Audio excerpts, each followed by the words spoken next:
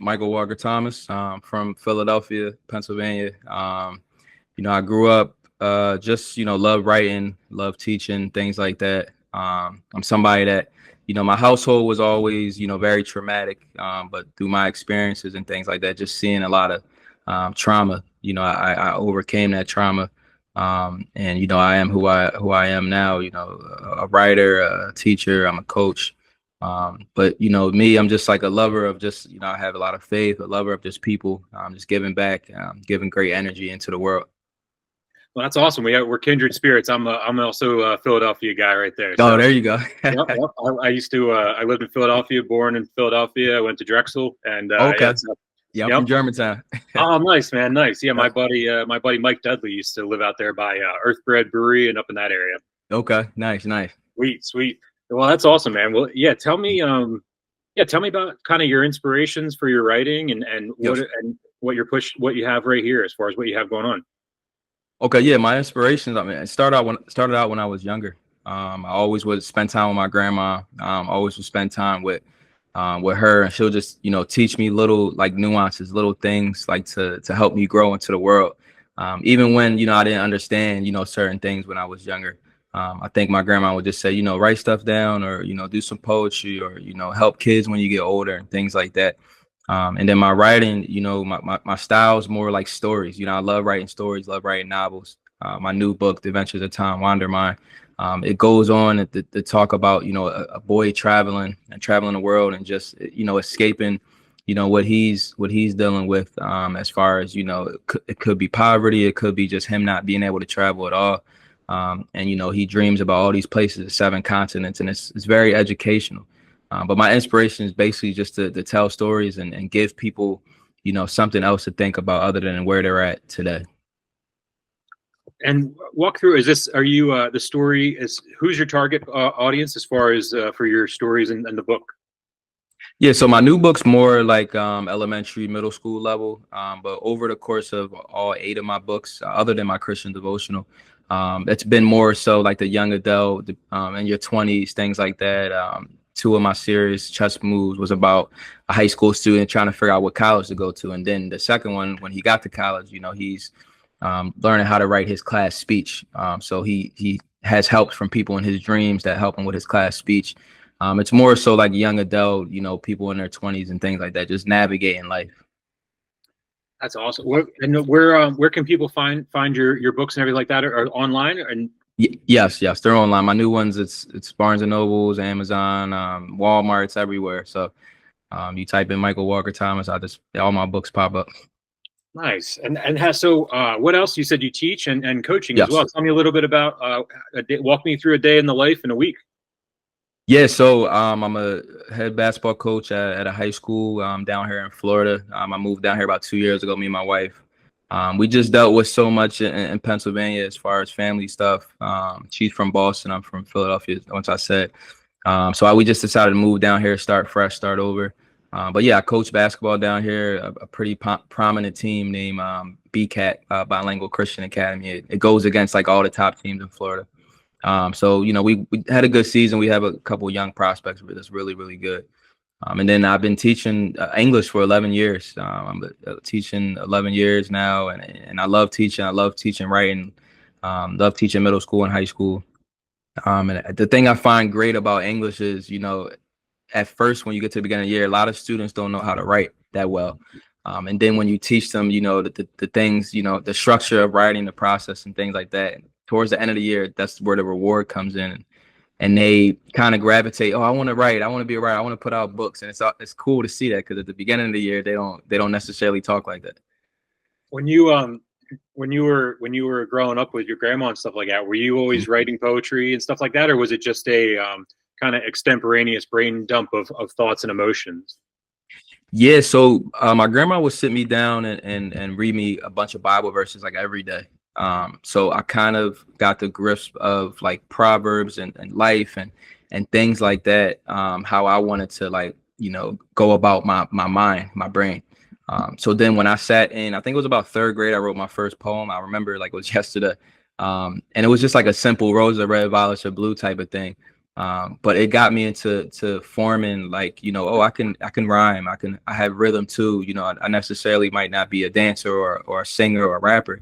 But I can write, and I can, you know, 'cause I was I was like the cool kid. I wasn't like the kid, you know, the outspoken one or the quiet one. I was more so like, oh, he's cool, Mr. Cool, whatever. So my writing kind of, you know, that's how I express myself. Even to this day, I express myself through my writing. And even my therapist tells me that. He's like, you know, when you're going through things, you know, you express yourself through your writing, and that's something I still love to do.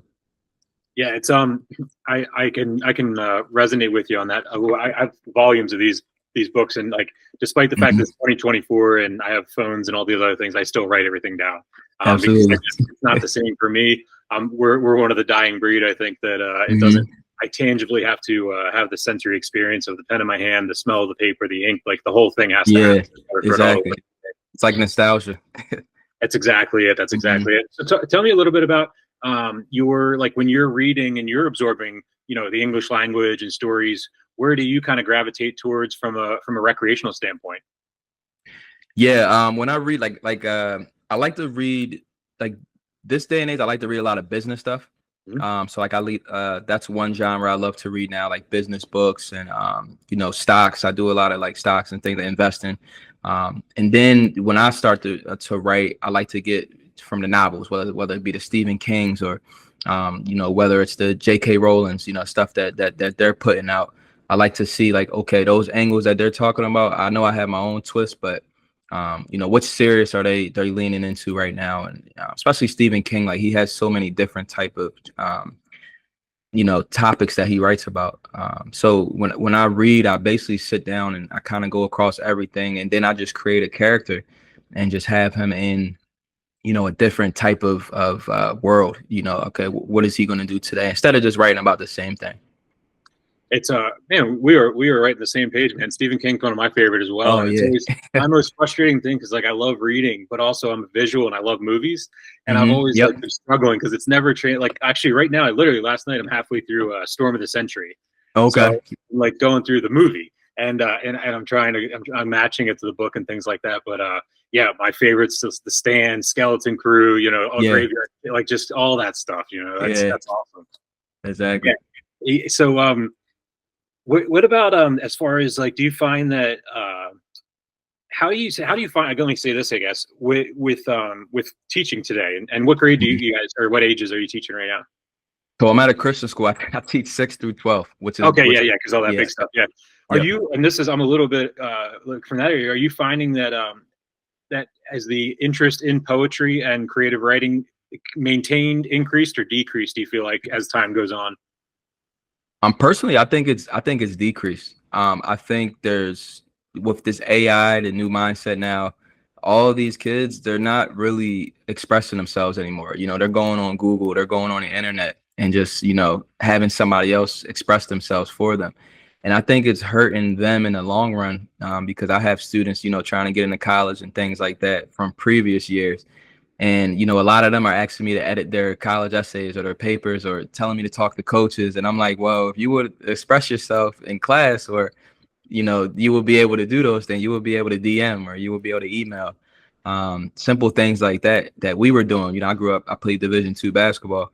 And, you know, I was me and my mom were contacting coaches and things like that. So a lot of these kids, I think they're losing the self-expression. And I think that's why you see a lot of kids now struggling when they get like 19, 20, 21 to try to find themselves, and they're joining groups and things like that, because there's not a lot of kids they're not individuals anymore. I had one student, she wrote about Princess Diana, which was great. And I was like, this is so different. You know, you don't even have a lot of kids even know who that is. And her whole essay, you know, she was very just like expressive. She didn't use AI that much. And it was something new, because, you know, kids are going to say, oh, I'm going to write about Trump, or I'm going to write about Obama, or I'm going to write about, you know, Martin Luther King.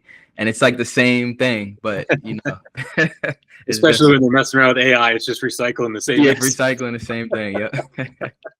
That's what everybody doesn't realize. If we all do the same thing to AI, it's just going to redundantly just make it. Yeah. And I'm glad you talked about that, because I one thing that I do in a lot of these podcasts is talk to people about creativity, and how you made a comment just now about nobody's themselves and nobody's unique anymore. you know, that I really feel like, and for me personally, it's been like a 20-year cycle. I would say I graduated high school exactly 20 years ago this summer, or 21 years ago. And I felt like I was very in tune with authentically myself as a unique person. And then I went out into the world, into college, and then into the real world. And through the paths that I took in my career, I ended up going through the corporate world, and I began to lose myself and did just become part of the mass. And I'm in a personally the last year and a half a very much reflective time of understanding myself and going literally going back to that person. Like I'm going back 21 years ago, and I'm just skipping the last 21 years because it's just like I didn't grow. Yeah, Grow at all. I just did what needed to happen, and I did what made the money, or I did what got the job, or I did whatever. And I really get excited to talk to people like you in the creativity world as well as in the education world, because I agree. I think that if they stay on, I sound like an old man when I say this, but the more they stay on the phones, and now with ChatGPT, it's frightening. Yeah. It's frightening that we have a future that looks like Wall-E. Yeah. Wall-E. Yep. It is. That's so true. As much as like I love that movie, I feel like it's coming up tomorrow, you know. Yeah. The future is here already. That's exactly it. And so you so down in Florida and stuff like that, you guys are you're teaching, and what do you have plans for the summer? So yeah, here in Orlando, try to hit the parks and things like that. For me, just more promotion, and for my wife, simple things like just going out and trying to find stuff to do. That's the thing about down here. There's a lot of new things to do throughout the summers and things. But just explore more, and for me, like just more growth, like you just talked about. Like same thing. I graduated 18 years ago in high school, and I just want to grow more and seek out like new opportunities and things like that as well. I think I think my word for this summer is like evolve. I was thinking about that yesterday, like evolving. I want to just evolve. By the time like September hits, I gotta find something new. Find something else that can impact the world. I just read Patrick Bet-David's book. I think it was 5. I'm just reading it now. I'm almost done. I got like 10 pages left. The next 5 moves, and like he's just talking about what are your next 5 moves. So like that's really when I'm focused. So I finished that book in 1 week. That's when you know it's a good one. Are you are you a Rick Rubin fan? Oh, absolutely. Yeah. Oh yeah. You have not read this book yet, man? It is like life changing. Actually, I read it a couple weeks ago down in Florida. Okay. Oh wow. Yeah. No, I love Rick. He worked. One of my favorite artists of all time is Mac Miller, and he worked closely with Mac Miller a lot. So I studied Rick. This book, it's called The Creative Act, a Way of Being. You'll love it. Okay. It's right up the alley of what you're talking about philosophically. Mm-hmm. And it's very much going into this summer. My motive is 1% better. And what I mean by that is every day I just want to be 1% better than the day prior. And what I learned is, and one of my friends has helped me understand this, I always set goals that were so high and aspirational that because I was first one to go to college, and my family and different things like that. So I always had to excel, and I always had to I had to prove everything to everybody else. And I felt like I was carrying the weight of the family in there.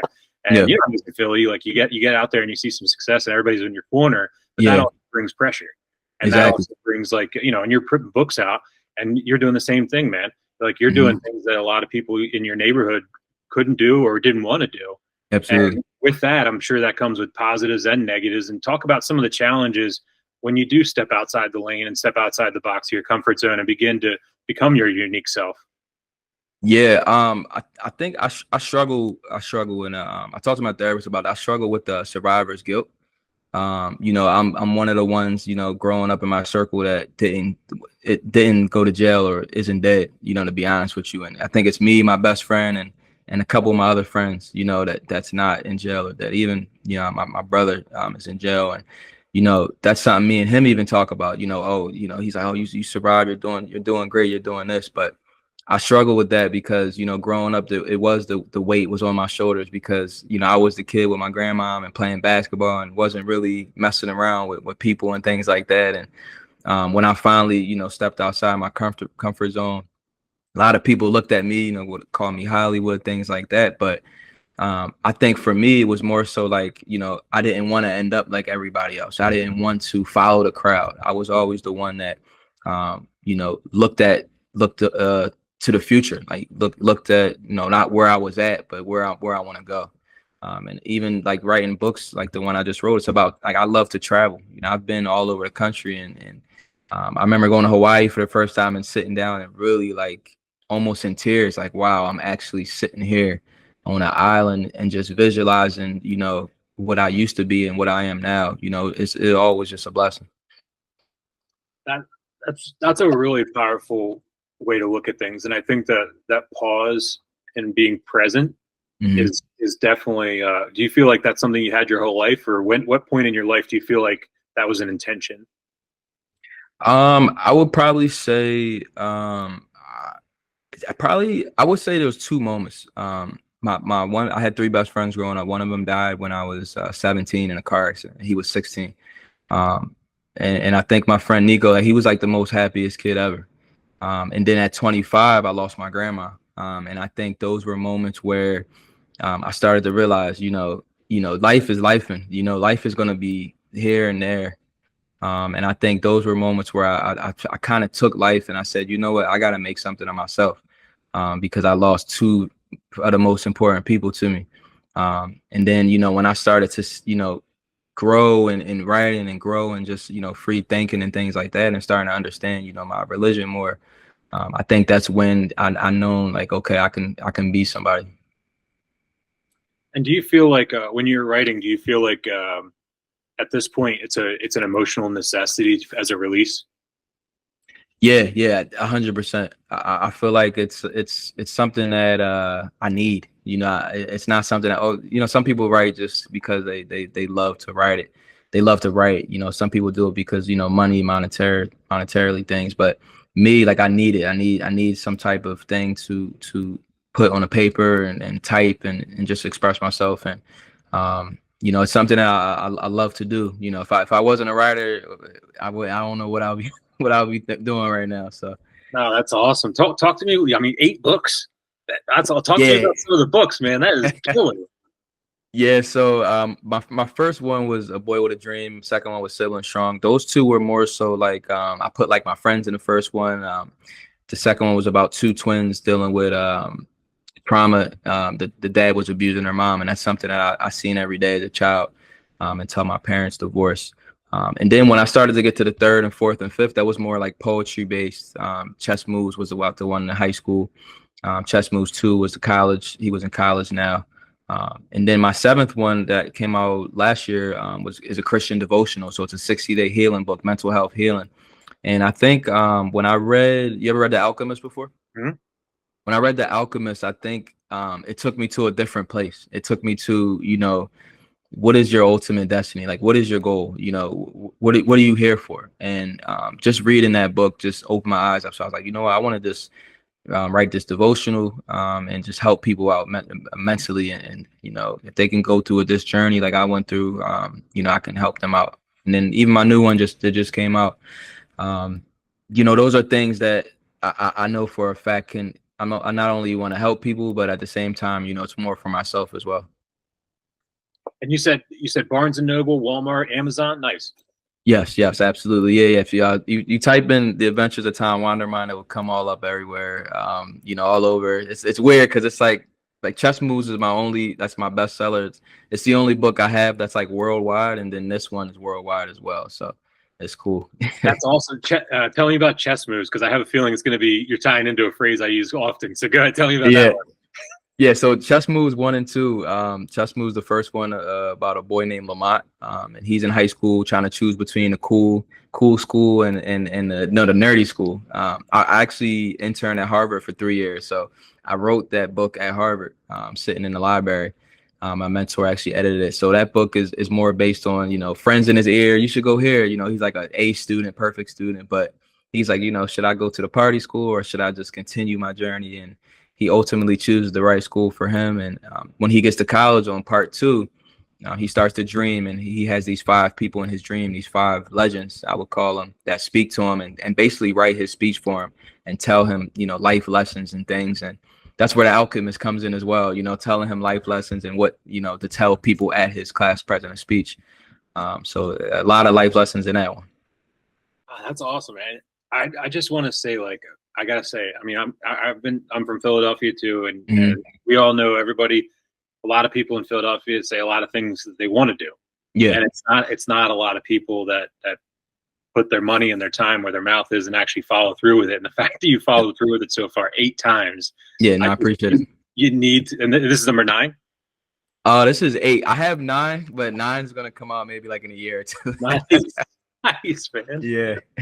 How do you go from a sales and marketing standpoint? How do you go about getting the word out as an independent author and stuff like that? Yeah, so I've had 3 publishers. Okay. You know, they've been good, but you know, my last 2 have been self-published.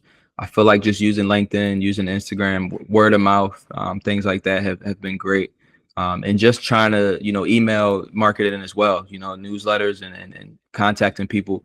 I know my new one, trying to get into the schools down here, hopefully, you know, every district, trying to get into the schools just because it's an educational book and it can help out students, you know, learning about the 7 continents and things like that. That's something that I don't really see. You know, it's not only is it an adventure story, but, you know, the boys traveling as well. And marketing for me has been great. I think LinkedIn's probably my number 1 as far as marketing. And then Instagram as well. Yeah, that's a great point. Yeah, international travel is not it's not seen that much in children's books. Absolutely. Very much people are in the same town throughout the same book, and they keep it as simple as possible. That's a very good point. Yeah, absolutely. You're definitely carving a new path there. That's awesome. When walk me through from the end of when you're self-publishing. How does it work on the back end? Do you have to like have all the books sitting somewhere for the other e-commerce places, or do they do ad fills or when needed, or how does all that fulfillment come in? Yeah, so there's a site called Ingram Spark that you just really put your book on there, and they branch it out to everybody. They put it in libraries, they put it on like Amazon, Barnes and Nobles, they put it on eBay, Walmart, things like that as well, Biblio. But if you're just going from like just a Amazon standpoint, you can put it up on Amazon and that's it right there, or Barnes and Nobles. But there's a couple, as far as e-commerce, you can go into stores and say, hey, my book's everywhere, sold everywhere. Can you put it in the stores right now? And they'll just order it. So yeah, basically that's how it goes with the e-commerce. That's awesome, man.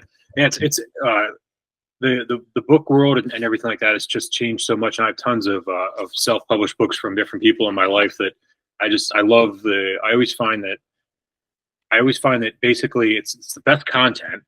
Yes. But then they always have the most trouble trying to get it out there. And you're very much different. It sounds like you're very on top of the sales and marketing, whereas I think a lot of art authors and poets, the art and the craft is what it is, but then the business and the sales and marketing kind of gets lost sometimes. So sometimes these great works of art don't actually get out as far as they need to get out. Yeah, definitely. And I have to pick up Gary, you know, Gary V. Oh yeah. I have to pick up his new book, Day Trade Attention, because I'm like, I gotta lock into this. The one you just told me, I think I'm gonna read second, and I'll probably do his third. I'm trying to read 2 this summer, so I'm already done 1. Yeah, I got what was it? I got my summer. Gary's on my list for the summer too. Okay. I was gonna order it yesterday because he was running on special for like $10, and I forgot. Oh really? I missed it. Yeah, he did like a 12-hour sale or something like that on his LinkedIn, and he did like $10. And then I recommend this one too is the Challenger sale. Okay. And I think this will help you. So basically, it's for salespeople and marketing people, but it's walks through like a different way of presenting products as more of a showing, not selling, and then walking through different pain points, and it helps you understand the discovery meeting. So if you're talking to an independent bookstore in Florida or Philadelphia, you can find out kind of what their pain points are, and you can be able to understand them. And also the relationship can get deeper because they might share with you something they're looking for, and it might be in your other 8 books, you know, different things like that about ways to communicate with people to get the information out of them that you need. And then this one I haven't opened up yet, but my buddy told me is Dave Grohl, the storyteller. Oh yeah, I've seen that online. Okay. Yeah, so I'm looking forward to that. I do a lot of business books, and I try to switch it up every once in a while to some autobiographies and things like that. But yeah, Gary V's Day Trade and Attention is definitely on the list too. So. Yeah, definitely. I appreciate it. Yeah, I want to ask a little bit about too, like what going in the Germantown area and stuff like that. How do you feel like let's say the Philadelphia culture, and I'm going to say that as like our culture was Yeah. sort of our little secret for the longest time in Philadelphia, as far as the gritty like attitude that we all have. But we can thank the Kelsey family for taking that to the mainstream. Yeah. And so now the gig's up and everybody's becoming authentic now, and we've been doing it our whole lives. So tell me a little bit about how your life influences directly into your publications, and specifically, I guess Philadelphia being not to differentiate from Florida, but they are pretty different as far as the cultural stands and stuff. So yeah, no, it's definitely different in Florida. But no, I love Philly. That's who I am. You know, that's where I'm from. I think just the culture, like the things I miss like throughout the day are like, you know, the food, just the ambiance. You know, I'm like a diehard Eagles and Phillies fan. So it's like I miss those games, you know. So it's like going to those games growing up. You know, me and my mom would go to Phillies games, and you know, going to Eagles games, Sixers game. Like that's, like you said, like that's the culture that you miss, like that city feel. But then it's like, you know, you have that back against the wall. It's like, you know, if I can make it here, I can make it anywhere. You know, I survived this. I seen this on the news. You know, I heard about this, or my friend went through this, and you know, I can make it anywhere. And I remember just when I was younger, just walking the streets with my grandma. You know, going to, you know, go to the store with her, or going to Burger King. She used to like get hamburgers all the time from Burger King, or going to get pizza and things like that. Like I would just study and see people and say, wow, like. And I tell my kids this, you know, I see the same people sitting on the same blocks, you know, for 40, 50 years. And you see those people every day. And it's like, wow, you know, what happened to them? You know, did they get trapped? Are they the crabs in a barrel? You know, why didn't they make it out? And it for me, it motivated me to want to be something, and kind of help the city out a little bit, to show them like, you know, it's not all bad. But at the same time, it's like, you know, once you get out, you know, help out a little bit, inspire people, but you know, you gotta do great things for yourself, and basically break those curses, you know, that you've seen, you know. And that's one thing about Philly, that it's like a love-hate with Philly. It's like, you know, Germantown, North Philly, and you know, uptown area, it's like, you know, it's not like the worst of the worst, but at the same time it can be really, really bad, you know. So it's like when you make it out, you're going full force, you know, like, oh, I can do anything, I can fly, you know, things like that. I remember I just told this story the other day. It was when I was applying to Temple University, and it was like my parents and I were walking on the campus, and it was an open. It was like an admissions tour or something like that. Yeah. And my parents, like, they hated going downtown to Philly. Like, they were from the suburbs and all that, and they were afraid of it. And I loved the city. I loved like the energy. Like, I viscerally felt it in my body when I was in the city every time. And I'm all excited and I'm ready. I'm like, oh yeah, I want to go here. I want to go here. And as soon as I said it out loud, like, I was like, I want to go to this school. Some dude runs down the street, swipes the purse off the lady in front of us, like punches the guy, and like keeps on running. And the guy that was doing the tour, he's like, yeah, welcome to Philadelphia. Yeah. And my mom was like, you're not going here. Well, I ended up going to a worse neighborhood with Drexel, but in Drexel, university, so right over there. Yeah. My mom graduated from Temple. Nice. Yeah, I went and where I lived at Drexel, we were all the way up at 39th and Spring Garden. Okay. So, yeah, we were up towards the zoo and everything like that. Yeah, towards the zoo. Yeah, zoo's all over 42nd, 43rd. Yeah, so you're right there. And then I played rugby, so we used to have to. That was at 45th and Lancaster, 46th and Lancaster. Oh yeah, at the complex, like the KFC and everything like that. Yeah, so the KFC. Yep. So we used to have to go there. It was like you got there when it was practice time, and then you had to run home because you didn't want to get stuck in certain blocks on the way between. Oh yeah, yeah. So my mom's from right there. I think she's from 42nd and Westminster. So she's from like the bottom. My dad's from Temple, like from Cleveland and Dolphin. So like there in Temple, like the heart. And so it's rough. Yeah, we do. We used to have to during rugby practices, one person every time wasn't allowed to participate because they had to stay on the sidelines because all the neighborhood kids would come and steal our stuff. Oh man, yeah. It was good though. But we loved it. And then when we had games and everything like that, they came out and it was like one of those jovial things. Like, they mess with you, you mess with them, and that's the part of Philadelphia I love. I want to talk a little bit about, like, let's say younger generations today a little bit, and aspiring writers and creatives that exist today, and talk a little bit about any recommendations or things that little wins and little victories that they can take to evolve their own creativity. And that age could be, let's say, like middle school, high school kind of stuff, as you're coming into your emotions in life and stuff, and finding that creativity and that expression. Absolutely. One thing that actually just stuck in my mind when you said that was, you know, when we were younger, they used to say, you know, keep a diary or keep a journal. Yep. And you know, and as boys, you know, we were more so, oh, that's a girly thing, you know, like we're not doing that. But as I got older, you know, and I start to see, you know, students writing in their journal or keeping a diary and things like that, like that's a form of self-expression. That's a form of, you know, writing about yourself. What are your feelings? What are your thoughts? And I think that's so important for you know, young teens to be able to do that, and not just bottle everything in, because that's when you see them getting in trouble in the news and things like that, and holding everything in and then lashing out, and whether it's in class or whether it's at their parents or whether it's in college. You know, I think that's important. I think even just studying movies, you know, I love movies, just like you were saying, like studying movies and just watching the movies and how, you know, the actors are portraying certain roles and things. And then you can even write a script just based off of, you know, what you want to write. I think that's important as well. I think I just graded the essays for Scholastic last month, Scholastic, and I did about 20 kids essays for critical essay. And it was amazing to see 9th through 12th graders write critical essays, just basically arguing certain points.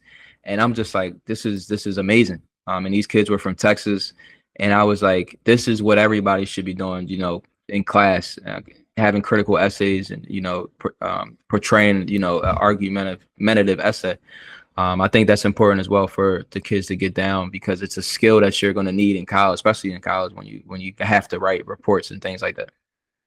That's really important. And I think that for me, like critical thinking and critical writing and the structure of arguments. Mm-hmm.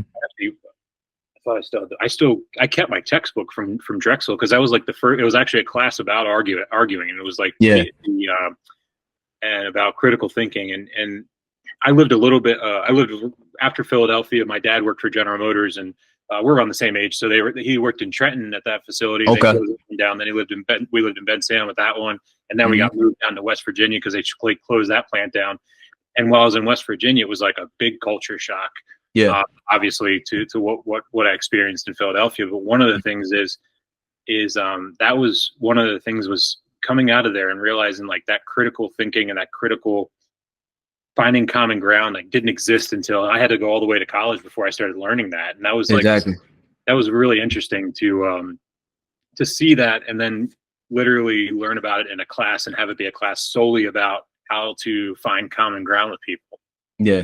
And looking back, like I wish everybody had that class. I wish it wasn't that you had to pay to go to college for, is what I'm trying to say. Absolutely. I had Western philosophy my first year of college, but that's probably the best class I ever had, because the professor just made us think, you know, like made us sit there and like, what is this? You know, what would happen here? What would you do? And that, like you said, I didn't learn those skills until college. Yeah, Michael, I appreciate you taking the time today. Absolutely.